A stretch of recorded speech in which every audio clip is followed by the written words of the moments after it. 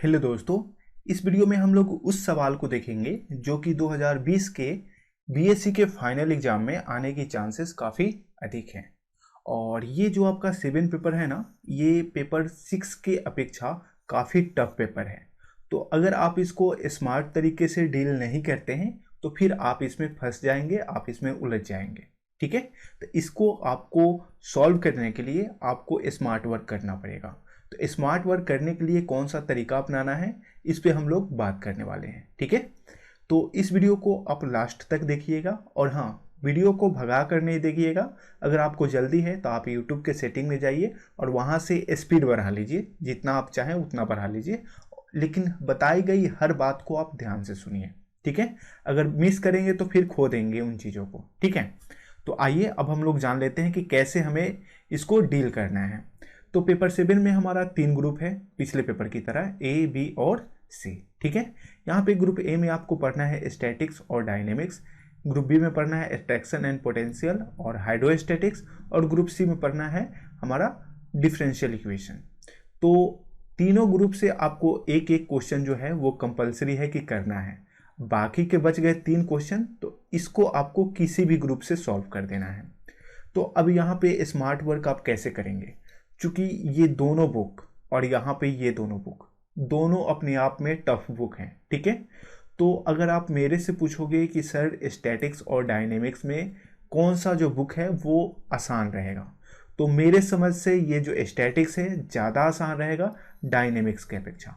ठीक है, दोनों से जो क्वेश्चन पूछा जाता है, इससे भी 2 क्वेश्चन पूछा जाता है और इससे भी 2 क्वेश्चन पूछा जाता है। ठीक है, अब इसमें अगर बात करें एट्रैक्शन एंड पोटेंशियल की, तो एट्रैक्शन और पोटेंशियल से 2 क्वेश्चन और 2 क्वेश्चन जो है वो आपको हाइड्रोस्टैटिक्स है। इसको मेरे हिसाब से आपको टच भी नहीं करना है। ठीक है, अगर आपने पढ़ी हो तब भी, नहीं पढ़ी हो तब भी, इसमें अगर आप टच करते हैं इसके क्वेश्चन को तो फंसने की पूरी 100% गारंटी है कि आप क्वेश्चन को बनाते वक्त फंस जाइएगा। ठीक है, तो आप गलती करेंगे अगर आप हाइड्रोस्टैटिक्स के क्वेश्चन को टच कर रहे हैं। अगर आप, हो सकता है कोई खास हो और आपकी तैयारी इस पे काफ़ी अच्छी हो, तो वो एक अलग बात हो जाता है, एक्सेप्शन हो जाता है। ठीक है, लेकिन आप एक जनरल स्टूडेंट हैं तो मैं कहूँगा कि आपको इस वाले टॉपिक को टच नहीं करना है। ठीक है, तो अब बच जाता है आपका एट्रैक्शन एंड पोटेंशियल, और यहाँ पे 2 टॉपिक है स्टैटिक्स एंड डायनेमिक्स। तो इसमें आपके हिसाब से है ज़्यादा इजी जो है वो आपका स्टैटिक्स है। ठीक है, और यहाँ पे है आपका डिफरेंशियल इक्वेशन, जो कि समझ जाइए कि अगर पूरे ये चैप्टर है ना, आपका पेपर 7 है, तो इस पेपर का 7 जो है वो आपका यहाँ से जान बचाएगा। ठीक है, ग्रुप सी यही एक ऐसा पोर्शन है जो आसान है, जिसको आप आसानी से पूरा क्वेश्चन सॉल्व कर पाएंगे। ठीक है, तो आपको कैसे स्मार्ट वर्क करना है, आपको क्या करना है कि एक एक क्वेश्चन जो है वो ग्रुप बी और ग्रुप ए से सेलेक्ट करना है।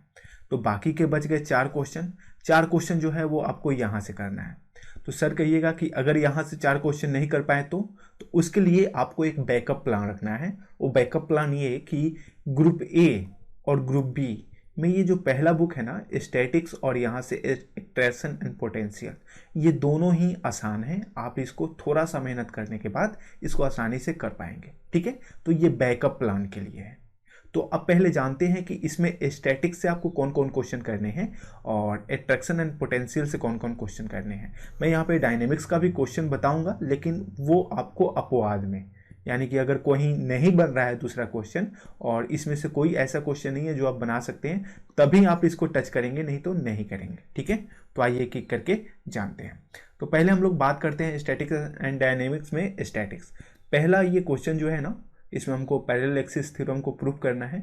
ये मान के चलिए कि इस बार आएगा ही। ठीक है, अगर ये क्वेश्चन आता है तो उसके साथ ये दोनों क्वेश्चन में से कोई एक क्वेश्चन होगा, यानी कि ये एक क्वेश्चन और उसके साथ या तो ये क्वेश्चन आएगा, नहीं तो ये क्वेश्चन आएगा। तो इसको आपको पूरा कंपेयर करने के लिए आपको इस क्वेश्चन को भी करना पड़ेगा।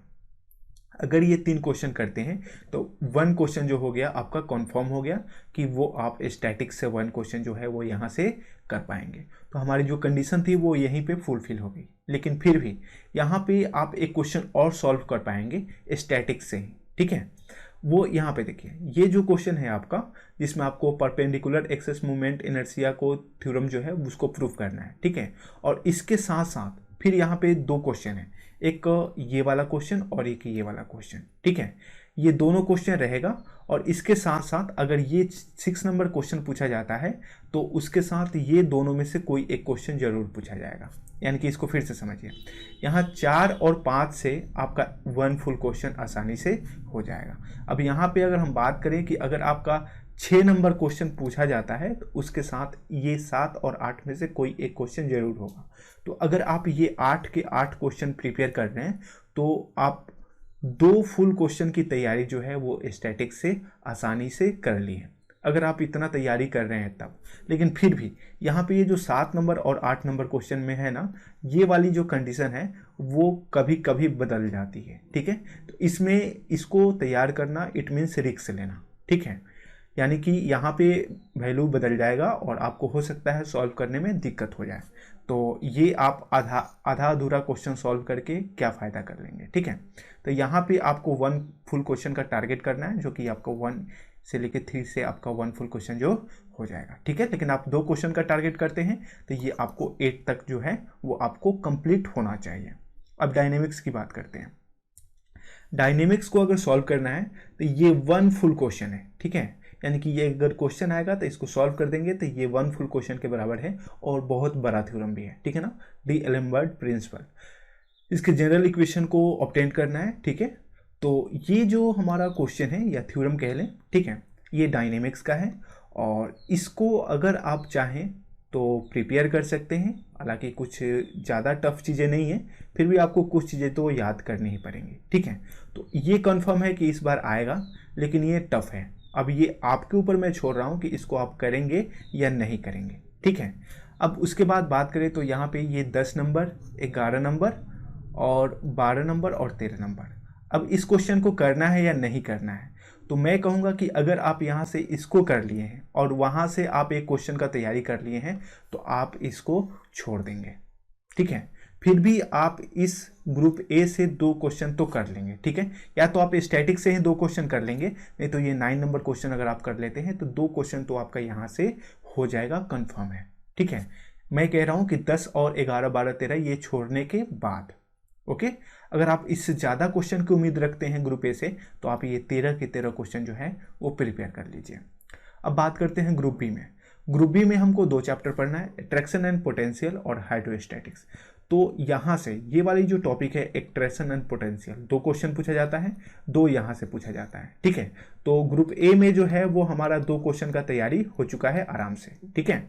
अब यहाँ पे हमें क्या करना है कि मिनिमम 1 क्वेश्चन करना है, लेकिन यहाँ से भी हम 2 क्वेश्चन आसानी से सॉल्व कर पाएंगे। जो पहला इसका क्वेश्चन है ये 1 और 2, ये कंफर्म है कि इस बार आएगा 1 क्वेश्चन, तो ये यहाँ से हो गया, ठीक है।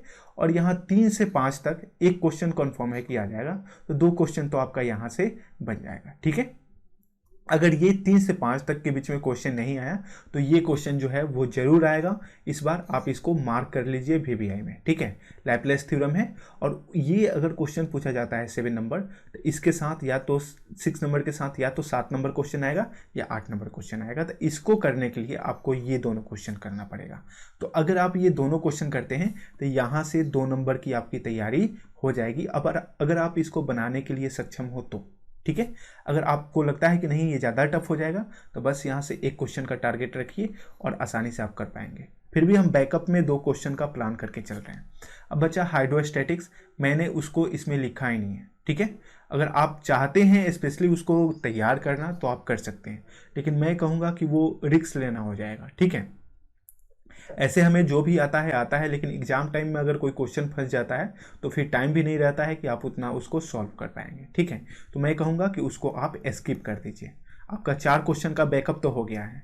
अब ये जो ग्रुप सी है ना, ये समझ लीजिए कि ये आपके 7 पेपर का जान है, ठीक है। यही आपका जान प्राण बचाएगा।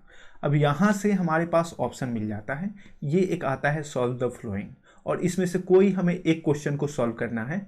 तो ये 4 क्वेश्चन में से 2 क्वेश्चन जो है वो आपका आएगा और उसमें से केवल 1 ही क्वेश्चन को आपको सॉल्व करना है और ये फुल क्वेश्चन होगा, ठीक है। तो ध्यान रखना है 1 क्वेश्चन कंफर्म है कि आपको यहाँ से मिल जाएगा, ठीक है। अब ये 2 नंबर जो क्वेश्चन है इसमें भी 4 क्वेश्चन है, ये 4 क्वेश्चन में से भी आपको 1 या 2 क्वेश्चन आ जाएगा। अगर 2 क्वेश्चन पूछा जाता है तो हाफ हाफ यानी कि फुल क्वेश्चन। तो 1 क्वेश्चन आपको यहाँ से कंफर्म है कि हो जाएगा। उसके बाद ये साइमल्टेनियस डिफरेंशियल इक्वेशन से 1 क्वेश्चन कंफर्म है कि आएगा ही, तो 1 क्वेश्चन जो है वो आपका यहाँ से हो गया। यानी कि अगर हम कंफर्म रूप से बात करें तो 3 फुल क्वेश्चन का काम जो है वो यहाँ से हो गया। तो ग्रुप ए से 2 का, ग्रुप बी से 2 का और यहाँ से 3 का। तो ये 2 2 4 और 3 7 क्वेश्चन हो जा रहा है। अब आपको सॉल्व करना है कितने, 6 क्वेश्चन ही। तो आपको क्या करना है कि इस वाले ग्रुप में जो भी टफ क्वेश्चन लगे उसको आपको छोड़ देना है क्वेश्चन को, ठीक है। अब ध्यान देना है कि आगे के इस क्वेश्चन में अगर हम यहाँ से बात करें, ये भी साइमल्टेनियस में ही है। 4 नंबर क्वेश्चन को देखिए, तो इसमें से एक क्वेश्चन जो है वो आपका आएगा और इसके साथ साथ ध्यान दीजिए कि अगर आप चाहते हैं कि इस ग्रुप से 4 के चारों क्वेश्चन बनाएं तो ये 1 क्वेश्चन जो है वो इसमें रिस्की हो जाता है, ठीक है। या तो आपको लंगराज मेथड को एक्सप्लेन करने के लिए आ सकता है या फिर चारपिट मेथड जो है वो डिस्कस करने के लिए आ सकता है, ठीक है। उससे रिलेटेड क्वेश्चन भी सॉल्व करने के लिए आ सकता है। तो ये 6 से लेकर 8 तक तो क्वेश्चन है, 9 तक, ये सभी चारपिट मेथड से ही रिलेटेड है, ठीक है। तो इसमें से कोई भी एक ही क्वेश्चन आएगा, ये 6 से लेके 9 तक के बीच में कोई एक ही क्वेश्चन आएगा और इसके साथ आपको इसमें से कोई एक क्वेश्चन मिलेगा सॉल्व करने के लिए, या तो ये नहीं तो ये, ठीक है। और ध्यान दीजिए कि आपको मॉन्क्स मेथड से जो है वो इन क्वेश्चन को सॉल्व करना है। मॉन्क्स मेथड का जो थ्योरम है वो इस बार नहीं आएगा, क्योंकि पिछली बार जो है वो आ गया था, ठीक है। तो कम चांस है कि इस बार आएगा। फिर भी मैं कहूँगा कि मॉन्क्स जो थ्योरम है उसको एक बार आप प्रिपेयर कर लीजिएगा। मैंने यहाँ पे नहीं लिखा है, मैं यहाँ पे नोटिस कर रहा हूँ कि मॉन्क्स थ्योरम को प्रिपेयर कर लीजिएगा अगर आप 4 फुल क्वेश्चन सॉल्व करना चाहते हैं इससे तो।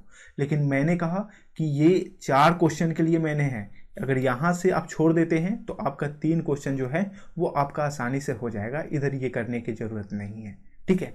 तो मैंने जो भी बातें बताई उसको अगर आप फॉलो करेंगे तो आप आसानी से क्वेश्चन को जो है वो सॉल्व कर पाएंगे और 6 का 6 क्वेश्चन जो है वो सॉल्व हो जाएगा। अगर आप बाकी सब टॉपिक को टच करते हैं तो फिर ये आपके ऊपर है, आप पूरी तरह से स्वतंत्र हैं, आप ऐसा कर सकते हैं। तो अगर मेरी सुझाव आपको पसंद आए तो फॉलो कीजिएगा, अगर नहीं आए तो आगे आप लोग स्वतंत्र हैं। इस वीडियो को देखने के लिए बहुत बहुत धन्यवाद। और एक बात आप लोगों से कहनी है, आप लोग वीडियो देख लेते हैं और लाइक नहीं करते हैं। आप लाइक कर दीजिएगा तो आपका कोई नुकसान नहीं होगा, मेरा ज़रूर फ़ायदा होगा, ठीक है। तो आगे आपकी मर्ज़ी है, मैं आप पे फोर्स नहीं डालूँगा, लेकिन अगर आपको लगता है कि हेल्प आपको करनी चाहिए तो प्लीज़ हेल्प कीजिए।